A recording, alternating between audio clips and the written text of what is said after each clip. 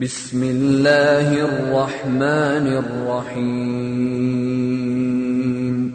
വന്നാസിആതി ഗർഖാ വന്നാശിതാതി നശ്താ വസ്സാബിഹാതി സബ്ഹാ ഫസ്സാബിഖാതി സബ്ഖാ ഫൽമുദബ്ബിറാതി അംറാ യൗമ തർജുഫുർ റാജിഫah تتبعها الرادفة قلوب يومئذ واجفة.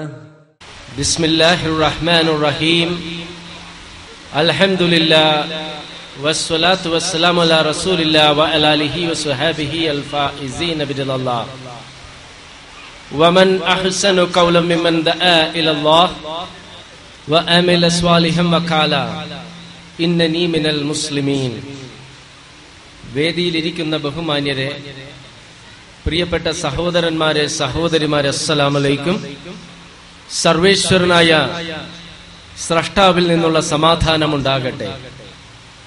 വിഷയം പരലോകം മിഥ്യയോ യാഥാർത്ഥ്യമോ? മനുഷ്യരിൽ മഹാഭൂരിപക്ഷവും ദൈവവിശ്വാസികളാണ്. എന്നാൽ ദൈവവിശ്വാസികൾ എന്ന് അവകാശപ്പെടുന്ന വലിയൊരു വിഭാഗം ആളുകളുടെ മനസ്സുകളിൽ ദൈവം യഥാർത്ഥത്തിൽ ഉണ്ടോ ഇല്ലയോ എന്ന സംശയമുണ്ട്. ഇനി ദൈവം ഉണ്ടെന്ന് അംഗീകരിക്കുന്ന ആളുകളുടെ മനസ്സുകളിൽ പോലും രഹസ്യമായി നാം ചെയ്യുന്ന കാര്യങ്ങൾ എങ്ങനെയാണ് അള്ളാഹുവിന് കാണുവാൻ കഴിയുന്നത്? രഹസ്യമായി നാം പറയുന്ന കാര്യങ്ങൾ എങ്ങനെയാണ് അള്ളാഹുവിന് കേൾക്കുവാൻ കഴിയുന്നത്? എങ്ങനെയാണ് ഈ പ്രവർത്തികൾ ഭാവിയിൽ അള്ളാഹുവിന് നമ്മുടെ മുൻപിൽ പ്രദർശിപ്പിക്കാൻ കഴിയുന്നത്? ഖബറുകളിൽ മണ്ണായി തീർന്ന മനുഷ്യനെ എങ്ങനെയാണ് വീണ്ടും അള്ളാഹുവിന് സൃഷ്ടിക്കാൻ കഴിയുന്നത്? എന്നിങ്ങനെയുള്ള സംശയങ്ങളുണ്ട്. ഒരുപാട് ആളുകളുടെ മനസ്സുകളിൽ ഇത്തരം സംശയങ്ങളുണ്ട്. കുറച്ച് മാസങ്ങൾക്ക് മുൻപ് ഒരു ഡോക്ടർ എന്നോട് ഈ വിഷയത്തെ സംബന്ധിച്ച് സംസാരിക്കണമെന്ന് ആവശ്യപ്പെടുകയും അങ്ങനെ ഞാൻ ഈ വിഷയത്തെ സംബന്ധിച്ച് കുറച്ച് പഠിക്കുകയും അത് ഞാൻ അവതരിപ്പിക്കുകയുമാണ് ചെയ്തത്. നമ്മെ സംബന്ധിച്ചിടത്തോളം പലപ്പോഴും വിശ്വാസികളെന്ന് അവകാശപ്പെടുന്നവരാണ് ഞാനും നിങ്ങളും. എന്നാലും നമ്മുടെ മനസ്സുകളിൽ, ജീവിതങ്ങളിലും തെറ്റുകൾ സംഭവിക്കുന്നത് ഈ സംശയം മനസ്സുകളിൽ ഉള്ളത് കൊണ്ട് തന്നെയാണ്. ഖബറുകളിൽ മണ്ണായി തീർന്ന മനുഷ്യനെ എങ്ങനെയാണ് വീണ്ടും അള്ളാഹുവിന് സൃഷ്ടിക്കാൻ കഴിയുന്നത് എന്ന് തുടങ്ങി ഒട്ടേറെ സംശയങ്ങൾ.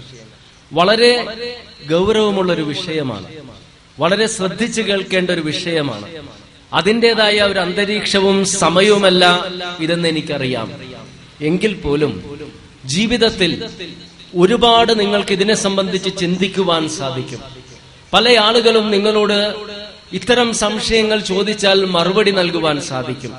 അതുകൊണ്ട് വളരെ പ്രധാനപ്പെട്ട വിഷയമാണിതെന്ന് മനസ്സിലാക്കിക്കൊണ്ടും അത് മനസ്സിലാക്കിയാൽ മാത്രമേ അതിനെ സംബന്ധിച്ച് അറിയാൻ സാധിക്കുകയുള്ളൂ എന്ന് അറിഞ്ഞുകൊണ്ടും ഇത് ശ്രദ്ധാപൂർവം കേൾക്കണം എന്ന് ഞാൻ അപേക്ഷിക്കുകയാണ്. ലോകത്ത് ജീവിക്കുന്ന ഒട്ടുമിക്ക മനുഷ്യരുടെയും മനസ്സുകളിൽ മനോഹരമായൊരു സ്വപ്നമുണ്ട്. സ്വന്തമായൊരു വീടുണ്ടാവുക എന്ന സ്വപ്നം. ആ സ്വപ്ന സാക്ഷാത്കാരത്തിന് വേണ്ടി എന്ത് ത്യാഗവും സഹിക്കാൻ അവൻ ഒരുക്കമാണ്. അതിനായി മാതാപിതാക്കളെയും സന്താനങ്ങളെയും ബന്ധുക്കളെയും സുഹൃത്തുക്കളെയും വിട്ടുപോകാൻ അവൻ ഒരുക്കമാണ്. അതിനായി നാടും വീടും പരിസരവും വിട്ട് വിദൂരമായ പ്രദേശങ്ങളിലും വിജനമായ സ്ഥലങ്ങളിലും ചുട്ടുപൊള്ളുന്ന മരുഭൂമികളിലും ഭൂമിയുടെ ആഴങ്ങളിലുള്ള ഖനികളിലും പോയി വിയർപ്പൊഴുക്കുവാൻ അവൻ സന്നദ്ധനാണ്. അങ്ങനെ സ്വരൂപിച്ചു വെക്കുന്ന പണം കൊണ്ട് അവൻ വീട് പണി ആരംഭിക്കുന്നു. വീട് പണി ആരംഭിച്ച ശേഷം ചിന്തകളൊക്കെ അതിനെക്കുറിച്ച്, അതിലെ വാതിലുകളെയും ജനാലകളെയും ഘടിപ്പിക്കേണ്ട വിജാഗിരികളെയും നിലത്തിടേണ്ട ടൈൽസുകളെയും പൂശേണ്ട നിറങ്ങളെയും എല്ലാം കുറിച്ചായിരിക്കും ചിന്ത. അങ്ങനെയുള്ള ഒരുപാട് മനുഷ്യരിൽ ഒരാൾ തന്റെ കഴിവിനനുസൃതമായിട്ട് വീട് പണി മനോഹരമായി പൂർത്തിയാക്കി. എന്നാൽ ഗ്രഹപ്രവേശനത്തിന്റെ തലേന്ന് അവസാനത്തെ മിനുക്കുപണികളിൽ ഏർപ്പെടുമ്പോൾ വൈദ്യുതി ലൈനിൽ നിന്നുള്ള ആഘാതമേറ്റുകൊണ്ട് അയാൾ മരണപ്പെടുകയാണ്. എത്രയോ വേദനാജനകമായ സംഭവമാണിത്. കുറച്ചു മാസങ്ങൾക്ക് മുൻപ് നമ്മുടെ നാട്ടിൽ നടന്നതാണ്, നാം പത്രങ്ങളിൽ വായിച്ചതാണ്. ഒന്നും ശാശ്വതമല്ലെന്നും മണ്ണിൽ നിന്നും ജനിച്ച മനുഷ്യൻ മണ്ണിലേക്ക് തിരിച്ചു പോകേണ്ടതാണെന്നും നമ്മെ ഓർമ്മപ്പെടുത്തിയ സന്ദർഭമായിരുന്നില്ല ഇത്. മരണത്തിന് ഏത് നിമിഷവും നമ്മിൽ നിന്നും പിടിച്ചു പറിക്കുവാനും ഭൂമി കുലുക്കങ്ങൾക്കും പേമാരികൾക്കും സുനാമികൾക്കും ഉരുൾപൊട്ടലുകൾക്കും തകർക്കുവാനും സാമ്പത്തിക തകർച്ചയ്ക്ക് നമ്മിൽ നിന്നും പിടിച്ചെടുക്കുവാനും സാധിക്കുന്ന ഇഹലോകത്തിലെ നശ്വരമായ വീടിനു വേണ്ടി സർവസ്വവും ത്യജിക്കുന്ന മനുഷ്യൻ എന്തുകൊണ്ടാണ് എക്കാലത്തേക്കും പാർക്കേണ്ട അനശ്വരമായ പരലോകത്തിലെ വീട് ഭദ്രമാക്കാൻ ശ്രമിക്കാത്തതെന്ന് ചോദിച്ചാൽ, ഖബറുകളിൽ മണ്ണായി തീർന്ന മനുഷ്യനെ എങ്ങനെയാണ് അള്ളാഹുവിന് വീണ്ടും സൃഷ്ടിക്കാൻ കഴിയുക എന്ന സംശയമാണ് അതിന് കാരണം. ഒരുപാട് നാളത്തെ കാത്തിരിപ്പിന് ശേഷം മാതാപിതാക്കൾക്ക് ലഭിച്ച ഏക സന്തതി, അവരുടെ സ്വപ്നങ്ങളും ആഗ്രഹങ്ങളും അവളെ കുറിച്ചായിരുന്നു. അവരുടെ അഭിലാഷങ്ങളും സ്വപ്നങ്ങളുമെല്ലാം അവളെ സംബന്ധിച്ചായിരുന്നു. അവരുടെ സമ്പത്തും ധനവും അവൾക്ക് വേണ്ടിയായിരുന്നു.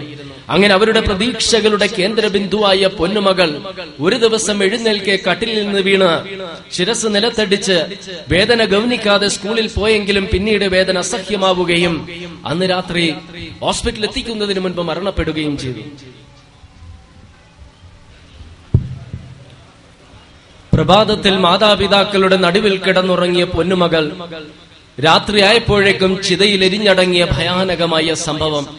സന്താനങ്ങൾക്ക് വേണ്ടി എന്തും ത്യജിക്കുവാൻ മാതാപിതാക്കൾ ഒരുക്കമാണ്. മകളുടെ വിദ്യാഭ്യാസത്തിനു വേണ്ടി സ്വന്തം നെറ്റിത്തടം ഒരു കാസിനോ കമ്പനിക്ക് ആയുഷ്കാലത്തിലേക്ക് പരസ്യത്തിന് നൽകിയൊരു അമേരിക്കൻ വനിതയെ സംബന്ധിച്ച് ഞാൻ വായിക്കുകയുണ്ടായി. സന്താനങ്ങളുടെ ഇഹലോകം, അവരുടെ ഇഹലോകത്തിലെ പദവികൾ ഉന്നതമാക്കുവാൻ ശ്രമിക്കുന്നതോടൊപ്പം തന്നെ, അത് ഭദ്രമാക്കാൻ ശ്രമിക്കുന്നതോടൊപ്പം തന്നെ എന്നെന്നും പാർക്കേണ്ട പരലോകത്തിലെ അവരുടെ ഭാവി സുരക്ഷിതമാക്കാൻ എന്തുകൊണ്ട് മാതാപിതാക്കൾ ശ്രമിക്കുന്നില്ല എന്ന് ചോദിച്ചാലും, മരണാനന്തരം നന്മക്കനുസൃതമായ ഒരു പ്രതിഫലവും തിന്മക്കനുസൃതമായ ശിക്ഷയും ലഭിക്കുന്ന ഒരു ലോകം ഉണ്ടോ ഇല്ലയോ എന്ന സംശയമാണ് കാരണം.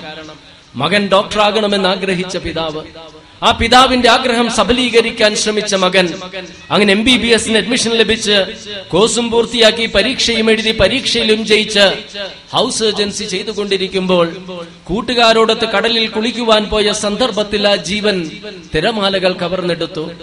കുഞ്ഞുനാൾ മുതൽ ഉന്നതമായ സ്വപ്നങ്ങളും പദവികളും കണ്ടുകൊണ്ട് നിരന്തരമായ പഠനങ്ങളും ഉറക്കമിളച്ച രാത്രികളും കോച്ചിംഗ് ക്യാമ്പുകളും എൻട്രൻസ് പരീക്ഷകളും കഴിഞ്ഞ് പ്രതീക്ഷിച്ച കോഴ്സിന് പ്രവേശനവും ലഭിച്ച് കോഴ്സും പൂർത്തിയാക്കി പരീക്ഷയും എഴുതി ഫലം കാത്തിരിക്കുമ്പോൾ മരണം ആ സ്വപ്നങ്ങൾ തല്ലിത്തകർത്ത എത്രയോ സംഭവങ്ങൾ നാം നിരന്തരം വായിച്ചുകൊണ്ടിരിക്കുന്നു.